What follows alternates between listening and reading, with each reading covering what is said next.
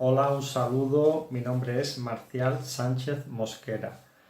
Soy profesor del Departamento de Economía e Historia Económica de la Universidad de Sevilla y el encargado, junto con la profesora Arcos, de la intervención Una Europa más fuerte en el mundo en el marco de las jornadas que 70 años después de la Declaración Schuman se proponen analizar, reflexionar en torno a los desafíos que afronta la Unión Europea, máxime en un marco en la coyuntura actual de crisis que estamos sufriendo.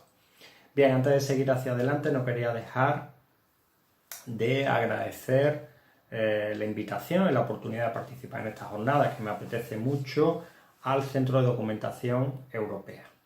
Espero que mis reflexiones os sirvan.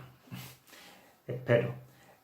Sí, como decía, hemos titulado la intervención Una Europa más fuerte en el mundo, pero en realidad nos proponemos reflexionar sobre la gobernanza de la globalización, la gobernanza mundial, evidentemente, de la globalización y el papel de Europa en esa gobernanza. Efectivamente, la propia Declaración Schuman proponía una Europa unida en un mundo en paz. Podemos seguir perfectamente esa directriz hacia la actualidad. Por no remontarnos demasiado atrás, la globalización es una expresión directa del capitalismo. Y por no remontarnos, decía, mucho atrás, partimos desde la década de 1990. Voy a ir, evidentemente no puede ser de otra manera, con el tiempo de que dispongo, tampoco quiero abusar de vuestra atención, voy a ir evidentemente en trazo grueso en la intervención. Decía, 1990, dos fenómenos fundamentales, uno esencial, el colapso de la Unión Soviética en los regímenes comunistas, sus regímenes satélites, el triunfo del capitalismo de Estados Unidos, la Guerra Fría y del capitalismo, el capitalismo triunfante. No fue el fin de la historia, como se apresuró algún científico social a pronosticar, pero evidentemente el mundo cambió y cambió extraordinariamente. Otro elemento fundamental, las nuevas tecnologías de la información y la comunicación, ¿no? Que parece como si fuera cosa de muy atrás en el tiempo. Bueno, años 90. Impulso de la globalización. La Unión Europea pareció que era un proyecto destinado a dotar de entidad a la Europa unida en la nueva gobernanza mundial. Bueno, no es este el momento ni el lugar de analizar ni hacer balance en ese sentido de la Unión Europea, pero es un instrumento fundamental y desde luego es un actor fundamental en la globalización. Bien, como decía, la globalización es una expresión del capitalismo, es el capitalismo globalizado y por tanto exacerba los puntos fuertes y los puntos débiles del capitalismo. Puntos fuertes, evidentemente la creación de riqueza. Eso no se le escapa a nadie. Si ponemos vista larga y vemos los últimos 5 siglos, la trayectoria de los últimos 5 siglos, de los últimos 2 siglos y medio, evidentemente la creación de riqueza, la creación de valor es espectacular con respecto a la etapa anterior. Eso está bastante claro, uno de los puntos fuertes. En los últimos años se verifica igualmente. En los países desarrollados hemos sufrido en los últimos años, problemas de crecimiento lento, problemas en nuestros mercados de trabajo que suponen la precariedad de muchísimos de nuestros trabajadores, particularmente los más jóvenes, particularmente las mujeres, los migrantes. Pero el crecimiento ha continuado, el crecimiento en renta, por ejemplo, el crecimiento de variables que estima el índice de desarrollo humano como la salud han continuado creciendo. Si nos vamos al otro extremo, a los países pobres, también constatamos cómo en la década de 1990 había en el mundo 1.500 millones de personas en situación de pobreza extrema. En la actualidad apenas superan los 500 millones de personas las que se encuentran en esta situación. Son muchísimas, pero la reducción es clara, la reducción es clara. Son muchísimas, 500 millones de personas en la pobreza extrema, y eso se relaciona precisamente con una de las debilidades del capitalismo y del capitalismo globalizado que voy a abordar inmediatamente.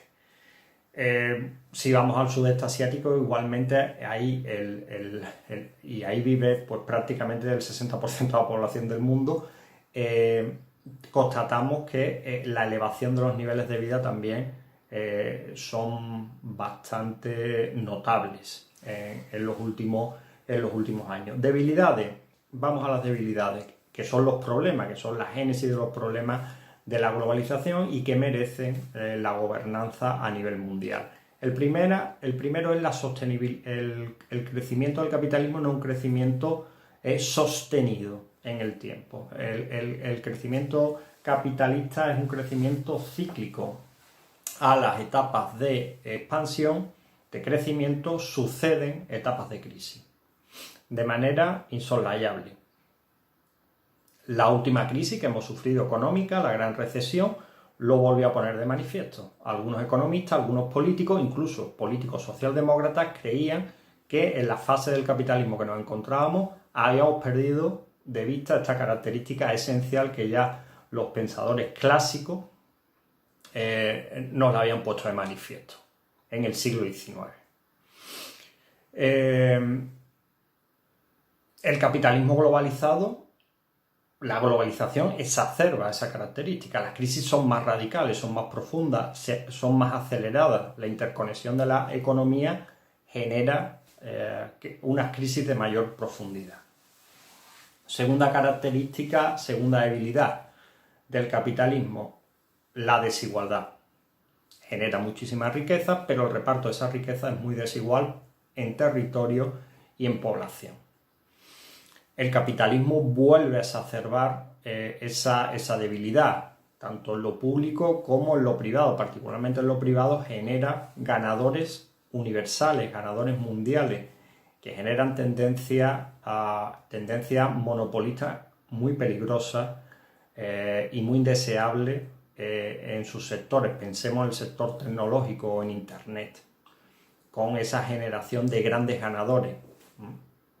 ¿Cuántos buscadores hay, ¿no? Hay muchos, pero realmente ¿cuál es el buscador? Es otra de las características, otro de los puntos débiles. Y el tercero y fundamental, no solo no es un crecimiento sostenido, sino que no es un crecimiento sostenible. El capitalismo, y ya digo que esto se exacerba en el capitalismo globalizado, es un sistema de crecimiento infinito, en un mundo de recursos naturales finitos. Tenemos que abandonar cualquier visión utópica de la tecnología. Claro que la tecnología es capaz de estirar los recursos naturales, pero la tecnología no hace magia. Lo estamos viendo en la actualidad, el problema que estamos sufriendo con la crisis sanitaria. La tecnología tiene un límite, la tecnología no genera magia, no es capaz de manera infinita conducir o reconducir los problemas. No tiene esa capacidad extraordinaria o taumatúrgica, ¿no? que algunos parece atribuirle.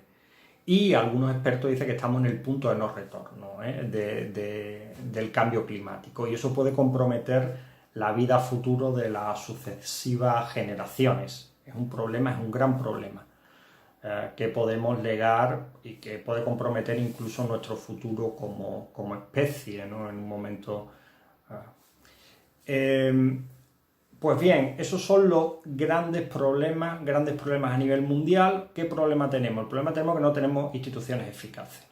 A nivel nacional, a nivel país, hay instituciones políticas que mal que bien, dependiendo de los países, gobiernan lo económico, lo social. A nivel mundial no. A nivel mundial tenemos unas instituciones que datan las clásicas desde la segunda posguerra mundial, que desde 2017, bueno, han tenido sus altibajos, pero por no remontarme muy atrás en el tiempo, de 2017 por la actitud de uno de los actores globales fundamentales como los Estados Unidos, también China, pero fundamentalmente los Estados Unidos,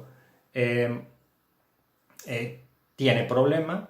Pensad que en la actual crisis el Consejo de Seguridad de Naciones Unidas no ha dicho nada, pero nada, no ha aportado nada. Pensad que en la Organización Mundial de la Salud, que debería ser una institución fundamental de referencia, que podemos plantearnos el fortalecerla, el país que contribuye en mayor medida a sus fondos, Estados Unidos, la está cuestionando.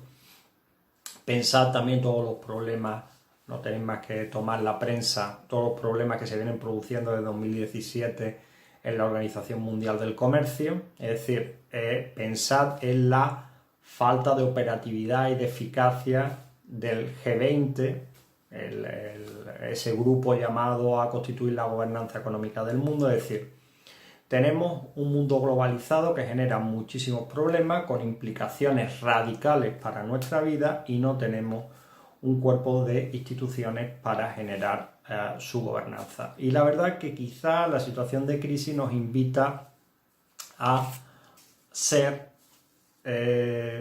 más ambiciosos. Ya digo que el tiempo es limitado, no me quiero extender, simplemente os abro la ventana, supongo que muchos de vosotros estaréis, no será esto un descubrimiento, pero hay proyectos como los del constitucionalista y filósofo italiano Ferrajoli, que proponen una constitución a nivel mundial, o por lo menos unos derechos constitucionales que blindasen determinados derechos que tendrían toda la población del mundo y que verdaderamente se garantizarían. Pensamos, por supuesto, en la salud, por supuesto en la educación, por supuesto en la alimentación. Pero también recursos que son fundamentales para nuestra supervivencia, evidentemente el agua, las reservas forestales y otros recursos esenciales que impidan ese no retorno en el cambio climático, que no nos meta en la senda de un cambio climático radical que genere una catástrofe, ¿no? Que genere catástrofes del tenor o superior a la que estamos viviendo en la actualidad con la pandemia. Puede parecer utópico los postulados de los constitucionalistas mundiales, ¿no? Podríamos decir. Evidentemente un gobierno democrático del mundo sí, evidentemente resulta utópico, pero desde luego los desafíos son reales, los desafíos de la globalización son reales, tienen implicaciones muy importantes y bien haríamos, y eso no supone ninguna utopía, bien haríamos en tomarnos una gobernanza seria de esos problemas a nivel mundial, y ahí la Unión Europea está llamada, está implicada.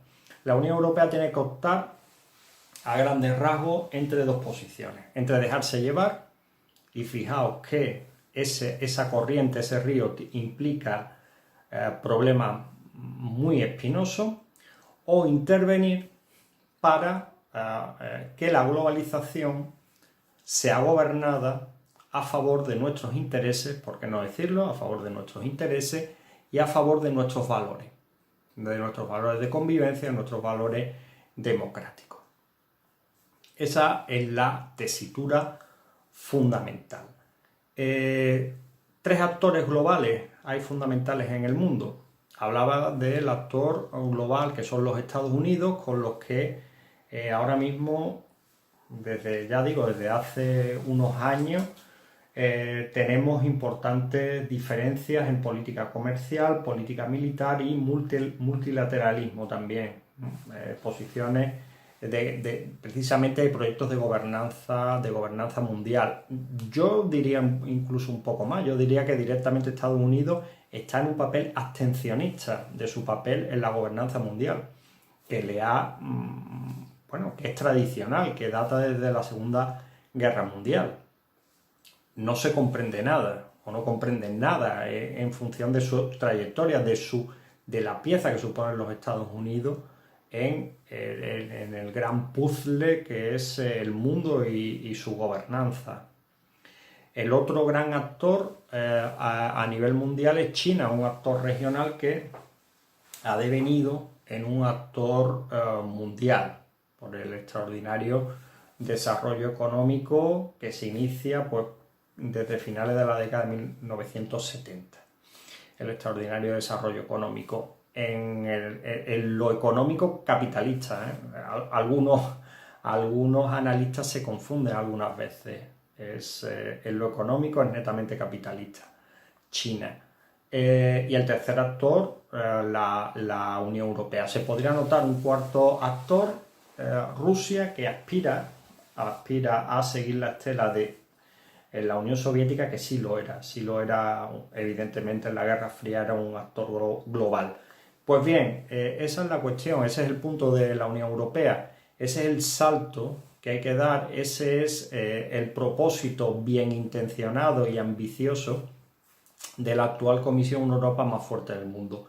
Generar una gobernanza a nivel mundial que favorezca el multilateralismo, tal como lo entendemos, la paz en el mundo y una gobernanza de la globalización que limite los puntos débiles, que son verdaderos riesgos que afronta la humanidad. Verdaderos riesgos delante de los cuales la humanidad está ahora mismo. Pero claro, una Europa más fuerte en el mundo, requiere una Europa más fuerte hacia adentro. Y ahí tenemos un problema. Los que me conocen saben que yo soy bastante optimista. Pero no podemos ser ingenuos, ni podemos, ¿cómo decirlo?, tener la fe del carbonero, ¿no? En la Unión Europea. Estamos en un momento de debilidad. Es evidente que estamos en un momento de debilidad. Es evidente que la gran recesión golpeó en la Unión. Es evidente que la nueva comisión es más ambiciosa porque la comisión Juncker pues adolecía de un burocratismo que estaba dejando exangüe prácticamente el proyecto europeo. Es evidente que de la gran recesión hemos salido con la merma nada menos de Reino Unido, un país que tenía ya una cierta tradición en la Unión Europea y que era la segunda economía de la Unión. Pero también hemos salido con la querella norte-sur, que no termina de resolverse, ahora me referiré a ello. Hemos salido con cada vez masas más importantes de la población que se aferran al populismo, que vuelven a buscar soluciones en el proteccionismo. El proteccionismo es una palabra bastante engañosa. El proteccionismo no protege a la gente, no protege a la población, no protege a los ciudadanos. El proteccionismo protege determinados intereses, sí, pero el proteccionismo es nacionalismo, el nacionalismo es miseria, pobreza y, en último término, guerra. Tenemos suficiente evidencia histórica. El proteccionismo no protege. No podemos volver la respuesta a los problemas de la globalización, no puede volver a retomar el encastillamiento nacionalista. Eso no nos va a proteger. Quizás nos meta en problemas serios, como nos ha metido en otras etapas de la historia. Bien, ya digo que hemos salido bastante afectados de la gran recesión, singularmente los países del sur, que hemos salido muy endeudados de la gran recesión. Los problemas continuaron incluso hasta el 21 de febrero. El 21 de febrero todavía la epidemia no golpeaba a Europa con la fortaleza que lo ha hecho semanas después. Y los gobiernos, los Estados miembros de la Unión no fueron capaces de ponerse de acuerdo en el presupuesto. ¿Dónde estaba la querella? Por el presupuesto en los países contribuyentes netos, los países más ricos, con más renta, los países que singularmente son antipáticos cuando antipáticos desde nuestra visión del sur, cuando se negocian estas cosas, proponían que el presupuesto europeo fuese un 1% del Producto Interior Bruto de la Unión, que es lo que clásicamente en los últimos marcos financieros ha sido. Los países relativamente menos desarrollados, con problemas de convergencia entre los que nos encontramos, el Club de la Cohesión, como se les denominaba, o se les denomina, proponía un 1,3 del Producto Interior Bruto, 1,3 del Producto Interior Bruto como presupuesto, incluso se avinieron al 1,16. No hubo acuerdo, eso fue el día 21 de febrero. Bien, es verdad que los problemas sanitarios posteriores a la pandemia han dejado esto antiguo, fosilizado, y estamos en otra dinámica. Pero ahí nos la jugamos. Europa se la juega ahí. Para que Europa tenga un papel relevante en la gobernanza del mundo, y tenemos un actor con el que nos tenemos que entender, que son los Estados Unidos, ahora mismo con una dirección errática totalmente descomprometida de su papel histórico de gobernanza mundial, los Estados Unidos, ya digo, y tenemos otro actor global que no casa con nuestras coordenadas de convivencia, de sistema político, que es China. Si la Unión Europea no es capaz de gestionar esta crisis desde luego es una oportunidad para restañar las debilidades que hemos heredado de la gran recesión, pero también implica muchísimos riesgos de que la Unión termine colapsando. La nueva Comisión pienso que es consciente, de hecho, su propuesta más ambiciosa, no hay más que ver las 6 prioridades, me voy a permitir, voy terminando por cierto, para dejar ya paso a que cierre la intervención mi compañera Arco, pero me permito desglosaros las seis prioridades. Fijaos, primero, Pacto Verde; segundo, economía para las personas, tiene bastante que ver con las jornadas, ¿no? Tercero, Europa adaptada a lo digital; promoción del modo de vida europeo; una Europa más fuerte en el mundo; un nuevo impulso a la democracia europea. Fijaos cómo singularmente son muchísimo más ambiciosas que las, ya decía yo, burocráticas antes de la Comisión Juncker. Seguir igual, mercado único, los que desean hacer más hacen más, hacer menos pero de forma más eficiente, hacer mucho más conjuntamente. Fijaos la disparidad. Es decir, la nueva Comisión en enero había tomado nota de que Europa tenía que ir a más para ser, directamente para ser. Pero no sabemos si vamos a poder ir a más. Evidentemente la reacción económica en los últimos... la reacción económica de la Unión ante la actual crisis ha sido más rápida y mejor que la que ha tenido la gran recesión, que la que tuvo la gran recesión. La postura de Draghi de 2015 directamente se ha adoptado rápidamente. Pero quizá necesitamos ir un paso más adelante. No sé si serán capaces, si los países, los contribuyentes, los denominados contribuyentes netos, los países singularmente más desarrollados con mayor renta de Europa, van a estar en ese punto, porque igual necesitemos mutualizar parte de la deuda, que no todo sea deuda y que se mutualice parte de la deuda, singularmente para los países del sur que salimos ya de la anterior gran recesión, muy endeudados y con una política prescrita por la Unión Europea y reconocida por la propia Unión Europea como error, la política de austeridad.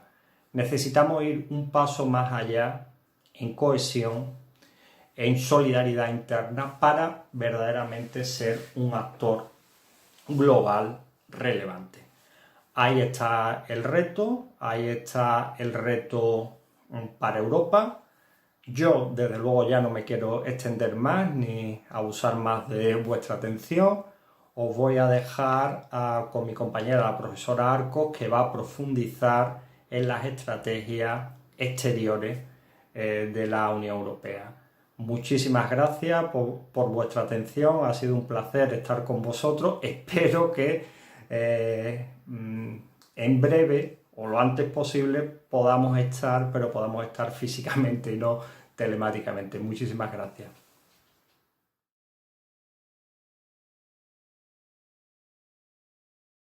Bien, pues tras esta magnífica presentación inicial que nos ha hecho el profesor Sánchez Mosquera, que nos ha permitido ponernos en situación, nos ha permitido entender esa posición de la Unión Europea en esta globalización, en este mundo global que estamos viviendo, permitirme que para entender a qué se tiene que dedicar la Unión Europea o cómo puede lograr la Unión Europea esa posición de una unión cada vez más fuerte en el mundo, pues nos remontemos a la estrategia global actualmente en vigor en la Unión Europea, que fue la aprobada en 2016. Brevemente, por presentaros esta estrategia, comentar que fue elaborada por la entonces alta representante, la señora Federica Mogherini,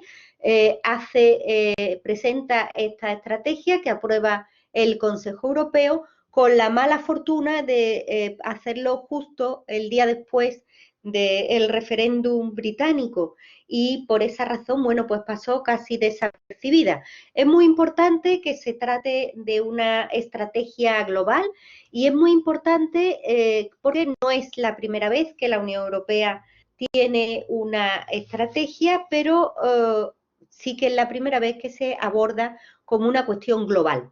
Una cuestión global por un doble sentido, porque la estrategia cuyo título es Estrategia Global para la Política Exterior y de Seguridad de la Unión Europea, se denomina global no solamente desde un punto de vista geográfico, puesto que el mundo es global y la posición de la Unión Europea en el mundo también tiene que tener una respuesta global, sino también desde el punto de vista temático, puesto que la estrategia debe abordar temas muy diferentes que todos nos llevan a esa consolidación del papel de Europa en el mundo y su liderazgo mundial, su liderazgo global.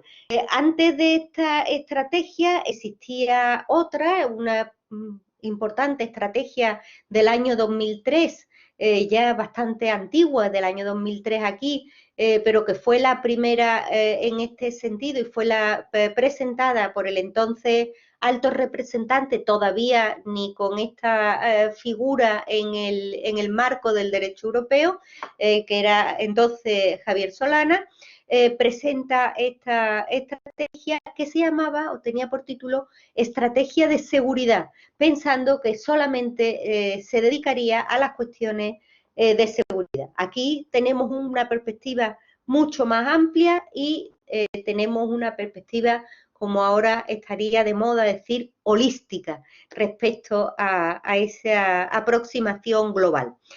Pues bien, esta estrategia escrita, os decía, en 2016, leída ahora 4 años después y después de una pandemia, es decir, que el mundo ha cambiado radicalmente, ahora estamos todo el día escuchando hablar del cambio de paradigma, de la nueva normalidad, en fin, de cuestiones de un cambio, el suelo se mueve bajo nuestros pies, un cambio total, pues si la leemos vemos que en buena parte parece que estuviera escrita ayer por la tarde, al menos en su esqueleto, al menos en su estructura básica, en la fijación de las prioridades, nos va a resultar totalmente útiles en el momento actual. Efectivamente parte de una necesidad. Es decir, la Unión es, cuando se escribe esta estrategia y también actualmente, la Unión es el primer socio comercial y el primer inversor extranjero en la mayor parte de los países. Son más de 100 los países en los que es el primer socio comercial la Unión Europea. Tenemos más de 1.200 acuerdos comerciales ahora mismo en todo el mundo. El más reciente las negociaciones que ultimaron México, todavía no está en vigor, pero sí ya están ultimadas las negociaciones, algunos que se han quedado parados porque si uno no quiere, dos no negocian, pero bueno, aparte de esas incidencias, la posición como gigante comercial, como actor civil en el mundo de la Unión Europea es indiscutible. Y como consecuencia de esa importante posición de líder desde el punto de vista comercial, parece que todo el mundo espera que bien sea la Unión Europea el mayor proveedor de seguridad, el proveedor mundial de la seguridad. Y por esa razón la Unión tiene que plantearse esta estrategia en la que trabajar en diversos temas y en diversos niveles. Partimos de un objetivo que está fijado por el propio Tratado de la Unión Europea. En el artículo 3 establece como objetivo de la Unión Europea el fomentar la paz y el garantizar la seguridad de sus ciudadanos. En principio habla de la seguridad de sus ciudadanos, pero el concepto de seguridad interior y seguridad exterior están totalmente entrelazados. Es indispensable tener seguridad interior para poder hablar de seguridad exterior. Y a partir de este objetivo, insisto, fijado en el artículo 3 del Tratado de la Unión, se establecen 5 prioridades que me vais a permitir haga un leve paso por estas prioridades de manera que nos situemos en el momento actual y en el futuro de Europa. Esas 5 prioridades, comienza la primera centrándose en la seguridad de la Unión Europea. Seguridad de la Unión Europea, os decía, indivisible del concepto seguridad interior, exterior, no existe seguridad interior y exterior, toda la seguridad es única. Y cuando hablamos de seguridad, no solo hablamos de defensa. Es cierto que seguridad y defensa también están dentro del paquete. Es cierto que la Unión Europea necesita hacer una estrategia propia en materia de defensa, en la que sigue siendo un enano en comparación con su posición en los otros temas, una materia que sigue siendo competencia de los Estados y por lo tanto en los que la Unión Europea tiene menos que decir. Pero no solamente hablamos de defensa, también hablamos de ciberseguridad, también hablamos de seguridad energética, también hablamos de seguridad en las comunicaciones ante esto que, bueno, se ha puesto en boga su término en inglés, las fake news, pero que siempre han existido, son los bulos, y que tanta inseguridad proporcionan. Y parece que después de la crisis en la que estamos ahora mismo inmersos, va a ser necesario hablar de seguridad sanitaria. También es otro desafío de seguridad que nos va a afectar no solamente hacia adentro, sino también hacia afuera. Como segunda prioridad de la Unión Europea en esta estrategia global, sitúa la resiliencia de los vecinos orientales y meridionales, pero nos especifica resiliencia estatal y social. Es decir, todo el desarrollo de la política de vecindad que venía haciendo la Unión Europea desde principios del siglo XXI, que tuvo un sobresalto con algo inesperado, como fueron las primaveras árabes y alguna inestabilidad también en la frontera oriental de la Unión Europea, debe necesariamente retomarse porque no podemos ser un espacio de seguridad si estamos rodeados de inestabilidad. Y esa inestabilidad que nos rodea tiene que transformarse en un espacio seguro donde se responda a unos principios democráticos de organización estatal y donde también se responda a unos equilibrios sociales para los que ayudará, para los que fomentará la Unión Europea.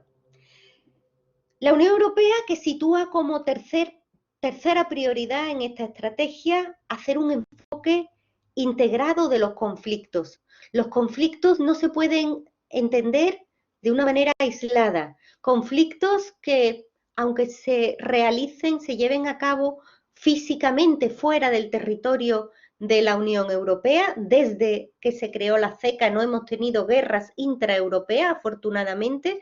Esos conflictos son de interés global, son de interés mundial, y la Unión Europea comprometida con ese fomento de la paz va a tener que abordar esas cuestiones desde el punto de vista de una acción preventiva de la paz.